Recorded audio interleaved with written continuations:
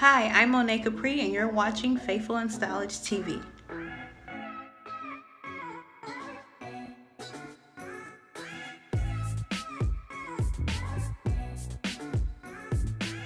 So I'm starting a video series titled Faith to Faith Fridays. On Faith to Faith Fridays, I will give a quick talk about my faith walk and my faith journey. My move to California, how I found my first job, how I found my place to live, and so on and so forth. It's just to give inspiration and motivation to people to keep moving forward despite any and every obstacle that may come your way. God takes us from faith to faith.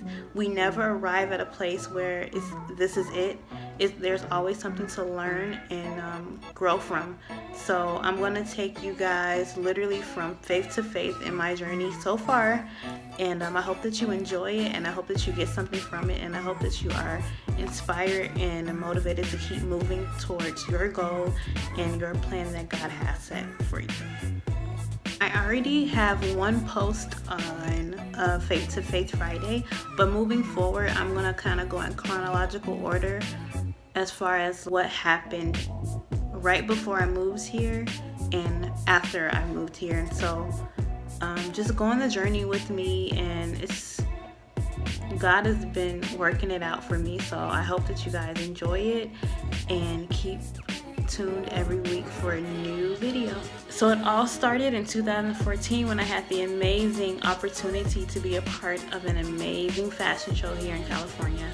I've never been to California before, and to be going there to show my designs was like beyond me. I couldn't believe that it was my first time in California and showing my designs for the very first time here. When I first got here, I fell in love. It was just something about being here that made me want to pursue my dreams and my goals even harder. So I knew at that moment that this is where I needed to be.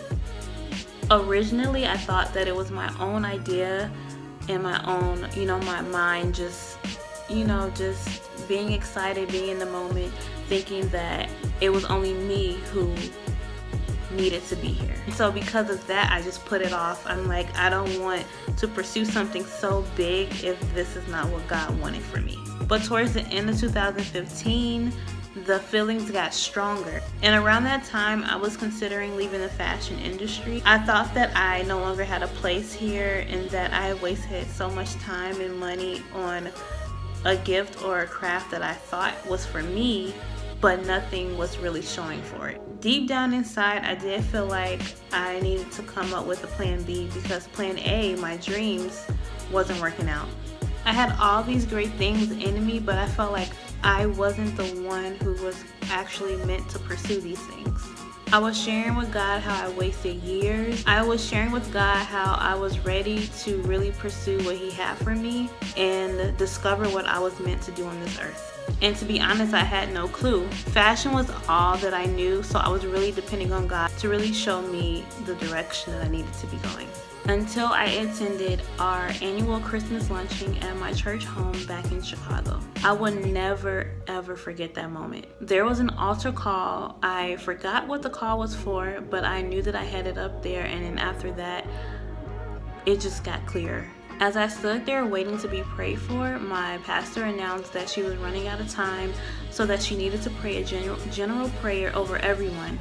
But when she got to me, God had a different plan. She began to pray over me, and the things that she said were things that I had only shared with God.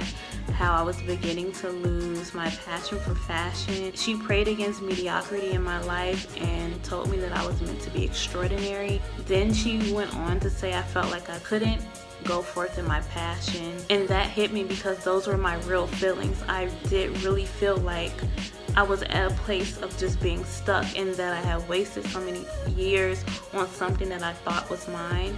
And the fact that God was saying these things through her let me know that He heard my answers, but He's like, no, I'm not done with you in fashion. Like, this is meant for you. She began to say that I was extraordinary, that I was above the norm, just really, really encouraging me and things that I really needed to hear at that moment. She said God has a purpose for me that was so huge and so great. She told me to put my hands up as high as I could because that's just how great the plan that God had for me was. I was so thankful for that moment because it came right at the perfect time. I was willing to give up what I thought wasn't for me in order to pursue what God had for me, and that took a lot because let me tell you, fashion is so important to me. Just being creative in that way, in that art form, really makes me feel like I'm actually using my gifts. And to think for so many years I was pursuing something that I thought was meant for me and that turned out actually wasn't, and to turn my back away from what I love so much just to pursue what God had for me, I think that was a very mature moment in my life, and I was just ready to serve God because you could live your life every day doing the minimum, but I wanted something extraordinary. I wanted something greater than just me. And so if that meant it not being fashion, then I was willing to, discover what God had for me. And I just thank God that fashion was meant for me and that it is a part of my journey because, I love it so much, and I just know that's why I was put on this earth. After that, God began to confirm my move to California through His Word, through friends and family, and even strangers. So it's safe to say that I thought my move to California was going to go a lot different than it actually did. On the way to the airport, I had a pretty glamorous picture painted of how God was going to bless me. I remember when my family took me to the airport, it was so emotional. They walked me to check in, and the lady who was checking me in was wondering why everyone was, there with me. So I explained to her that I was moving to a different state and that they wouldn't see me for a while. And so she began to encourage me and just began to speak positivity over my life and my move. And then the next thing she did, still to this day, warms my heart. She gave my parents tickets to walk me to my gate. I was like, are you serious? Like, I'm a grown woman. There's no way that I need an escort to my gate. But God showed me favor through her, and I could thank her 1,000 times because I needed, those last few moments with my parents to just really, I just needed that up until the point that I, got on the plane. So before we headed to TSA, I said bye to my siblings and my grandparents, and we went on our way to the security checkpoint, and it just got, more tough and real after that moment. When I got to my gate, it was so hard leaving my parents. Of course I didn't show them. Of course I couldn't have shown my mom because if you know my mom, you know that she is just very, very emotional. And I wanted to show them that I knew what I was doing, even though I didn't know completely, and that I was strong enough to, take on this crazy challenge of moving all the way across the country. But this was huge for me. I lived in Chicago my entire life, 24 years, living in Chicago. It was all that I knew. So when I got to my seat and I looked out the window, I was like, am I really about to move? Not visit, but move to a different state. Like, I just couldn't believe it. I'm like, am I really gonna do this? Can I really do this? Am I really capable, for taking on this challenge? I didn't know what was gonna come next. I was taking a leap of faith and had no clue what was coming next. I cried for like the first 45 minutes, no lie. I was just thinking, like, and replaying, like, you're really moving, you're not visiting, you're really moving, you're not visiting. And it's like all the negative things that I had to say about Chicago and how glad I was to leave it just erased. And I was like, I love my city. I love who it, made me and how it made me the person that I am. And I just couldn't, it was just really a weird moment for me to really be leaving. And so after I was done being an emotional wreck, I was just thinking and praying in my head and talking to God about, you know, how I was feeling and how I needed him to comfort me, and how it was just me and him on this journey, and I needed him completely. I was depending on him completely. So I just wanted to let him know that you have me at a place where you are all I have, and I don't know what's going to come next, but I'm dependent on you for whatever I need. I was stepping out on faith. I was doing my part, and I needed God to do his part. I needed him to take the wheel from that point. You know, we have to set ourselves up in a place where God can take control. If our hand is on the wheel trying to control the direction that we're going in, there is no room for God. But I literally let go of the wheel, and I said, God, I don't know what's gonna come next, but I know that I can depend on you, and I'm gonna rest in that. Well, the first thing I wish I would have learned was that you cannot dictate how God is gonna bless you. God is sovereign. The quicker you realize that, the less stress you will be, I'm telling you.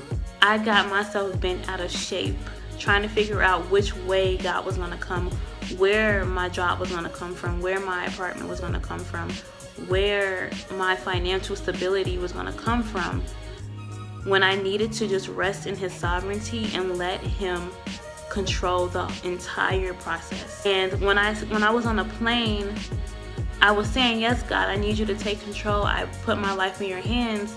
But it's much more than just saying it. To actually be in a situation where you have to completely let go is very trying and tough to completely let go. You know, I was feeling like if I make these mistakes and I listen to myself, then I can only blame myself. But if I have to depend on God and I get disappointed, then that means I can get disappointed in God, and I didn't want that to happen. But the thing is, when you have complete faith, 100% faith, there is no shadow of a doubt in your mind that he's not going to come through for you. You're just sure that he's gonna come through. You have a confidence about you that you're just like, God got it. And so it took me a while to get to that moment. I don't want you guys to think that it happened like overnight. It took me months to get to the point where I completely was able to let go and let God handle it. But I got myself bent out of shape trying to figure out which way my blessings were going to come from, instead of enjoying the process and really growing closer to God the way that I should have in the beginning. At the beginning, I was in complete bliss. I was in California. I was feeling good. No kids, no relationship, no ties. It was just me being free. A girl who spent 24 years of her life in Chicago was now on the West Coast living her life. I was just in a daze. I felt so rejuvenated, and that feeling of just being in someplace fresh where no one knows you, it's just something about it that just made me feel so like ready to explore and ready to take on any and every obstacle that had came my way. And so after being obedient to me moving to California and listening to God, I just thought that the blessings were literally gonna fall in my lap. I was like, you know, you hear people's testimonies like, after I was obedient, then this happened. After I was obedient, then that happened. So I'm like, okay, God, I've been obedient, I'm here. I just know everything's gonna just be right around the corner. No worries, no stress. Boy, I thought my job, apartment, friends, success with my businesses, I just thought that it was just gonna fall in line after I stepped out on faith. But now I realized that God had to lay the foundation. He needed to strip me down and start a fresh new work in me. And boy, was that something. Thank you guys for watching my video about moving to California. Please stay tuned for the next video where I will talk about friendship, how I had to adjust from having friends around me, friends wherever I go, to having no one but me, no one but God to really talk to and really feel connected to, in a sense where someone was right there with me. It was a learning experience, and I'm so thankful for my friends. Not to get too much into it, but I'm just thankful for my friends who stuck by me and who were with me through my transition and with me, you know, during this process of me trying to figure out life and not be there all the time for them like I used to be. And yeah, so please stay tuned for the video on friendship next. I'm super excited about this video series. I've kept all of this inside of me and I was just waiting for the perfect moment to share it. I didn't know if I was supposed to make blog posts about it or video posts, or I don't know, just share it with people that God had placed in my heart. But he directed me to do a video series on my YouTube channel. So I'm excited about what it will do and where it can go. So thank you so much for tuning in to another faithful and stylish video. This is Monet Capri, and have a good day. Bye.